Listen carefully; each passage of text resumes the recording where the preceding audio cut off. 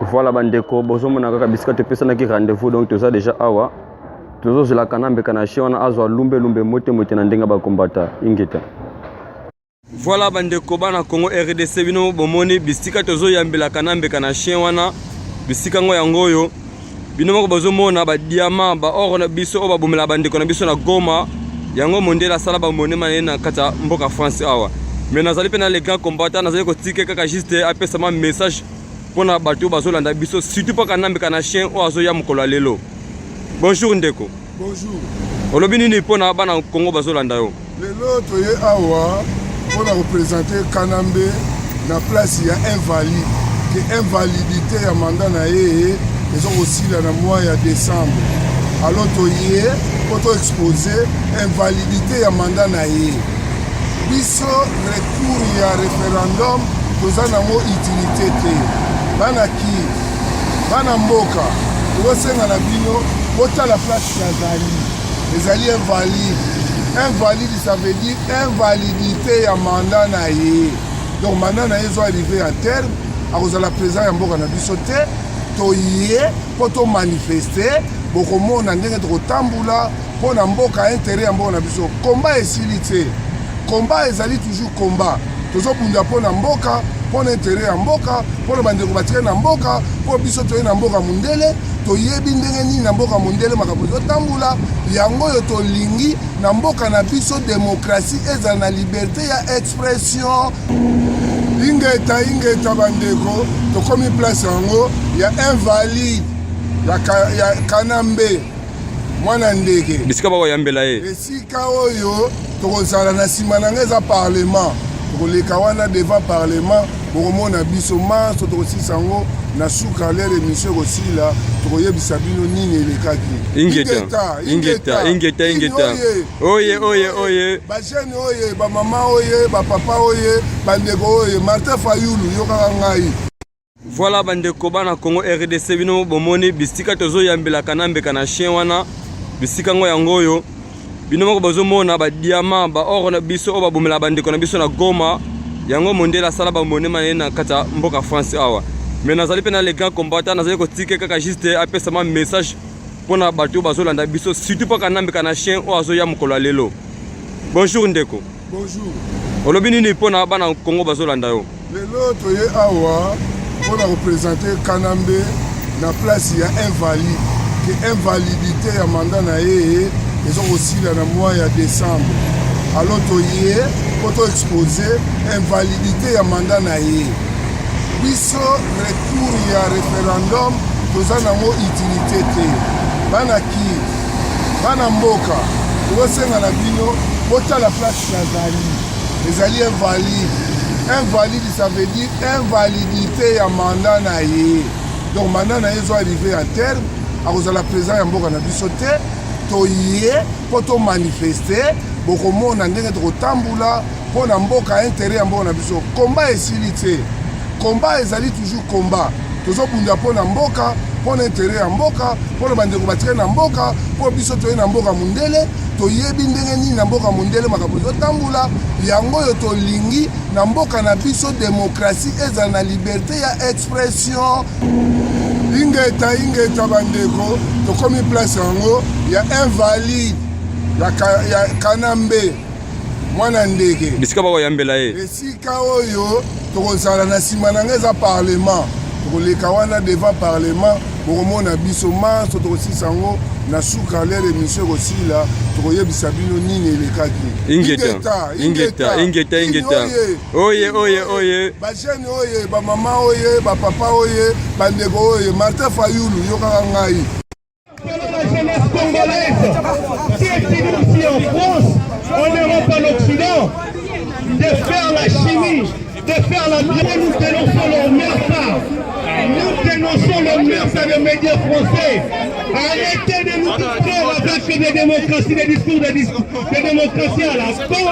Lorsque vous soutenez les dictateurs, lorsque vous soutenez Kabila et Sassou Nguesso, voilà pourquoi est-ce que nous sommes là aujourd'hui. On a trouvé, ce sont les signes des invalides à côté du Parlement, de l'Assemblée nationale, pour dire nous ne voulons pas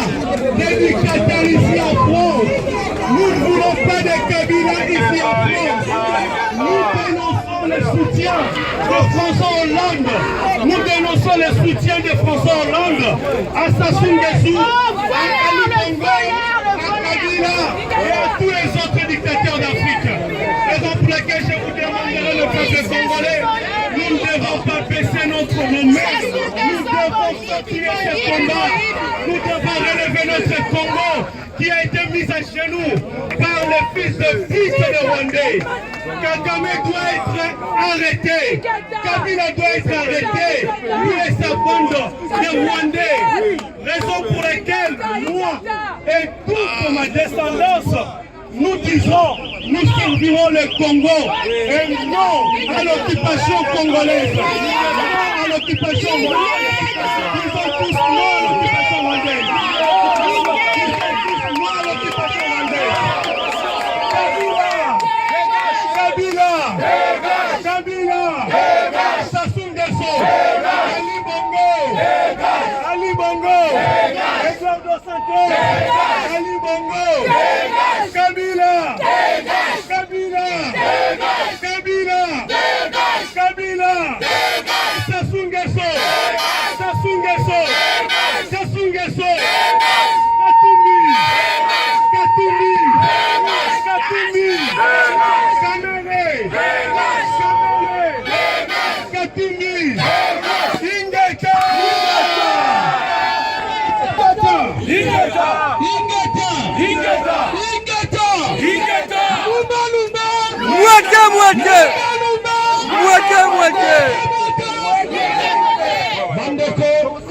Bandeko, balobi tokosala toujours ini. Bao baza na biso te, c'est-à-dire baza contre. Balobi peuple congolais biso nyonso ini. Union felo. Union felo. Balobi bandeko tolongola kobanga. Moi, naza artiste engagé. Naza représenté par artiste nié surtout au besoin d'un souci à peuple. Au besoin de défendre Afrique. Et plus Congo nabiso, Congo démocratique, et Congo Ngambo. Alors, nous sommes boyé, Toti Kane, Kobanga. La minute on est aux aboyés, et ça c'est quoi nini? On a quelque part, au moni collabo. Au moni collabo, nous tout le monde va être contre Malobana Bisso. Signé. Signé. Parce que dans notre maison de Mabisso, on va calculer. Baba na baota la terre, Bisso peut te bomba, Bisso peut te bomba, te bomba. Alors, Balotti, on est saboyé. Maman na biso bazo violer bango na est. Ba bébé amike ko tuta na mapeka. Lelo mero tozo na baboye lobi bakotaki déjà na est kuna bazo boma armée rwandaise na sol congolais. Bakoti bazo boma. Alors on va bango bazo boma sa batuna biso to boma to tuna. To boma, to boma.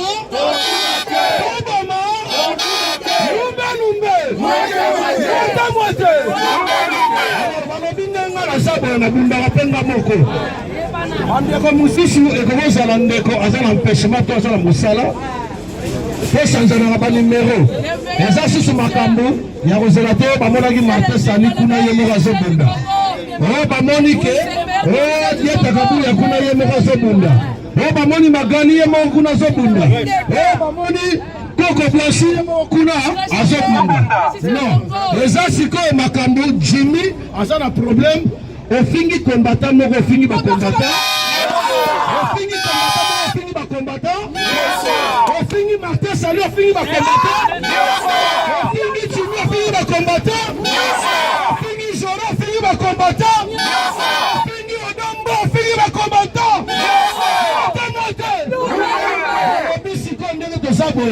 Les athées, on mettre Sandromaza côté qu'on a joué Mundaye Moko, on est tiré à ce qu'il ne ils sont venus à ce qu'on y a musicien collabo, à y place Moko, Sobo Yoki Kaka. Sobo Yoki Kaka. faut qu'on quitte la place on a biso c'est comme ezongi eza juste on a la okende te nini te toza na mikanda toza na nyonso tout okobanga eloko ke c'est moko ayesoki wapi pourquoi ya biso nyonso balobi Kofi Olomide moto azosoutenir badictateur Kofi Olomide nayebisaki ye déjà aza na problème akoniata lisusu awa te soki retire awa totongoli dossier na ye owe na sol omanda charge de PPRD osimira balobi ke nde toza bo tozobanga lisusu te onga katiere edingwe yaka tokolakisa okende edingwe te mwate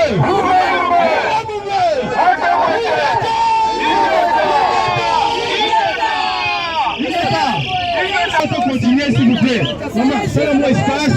Dans tout le sac, vous mettez là, le sac là, c'est à qui? Avant de continuer. Il y a deux fois déjà qui se posent des questions pourquoi les Africains ils sont là. Nous sommes là aujourd'hui. Nous sommes là aujourd'hui pour défendre les enfants de notre pays. Nous sommes là aujourd'hui pour défendre le peuple qui souffre au Congo, dans notre pays. Nous avons soi-disant un président, mais un président qui maltraite son peuple. Je vais vous rappeler encore une chose. La France où on habite aujourd'hui, cette France-là, ils ont été envahis par les Allemands. Ça fait à peu près, il y a eu des massacres. Mais il y a eu aussi des musiciens qui étaient corrompus, qui chantaient pour les Allemands. Il y a eu aussi des femmes traîtres qui chantaient avec les Allemands. Grâce à Général de Gaulle, qui s'est réfugié en Afrique, en Grande-Bretagne, en Angleterre. Il s'est réfugié là-bas pourquoi? C'était pour mobiliser son peuple. Au Congo, les avis. Nous aujourd'hui, nous sommes ici en train pour mobiliser notre peuple. La patrie, Général de Gaulle, il est parti mobiliser le peuple français. Il a demandé des aides de gauche à droite. Il a demandé des aides au Congo-Brazza.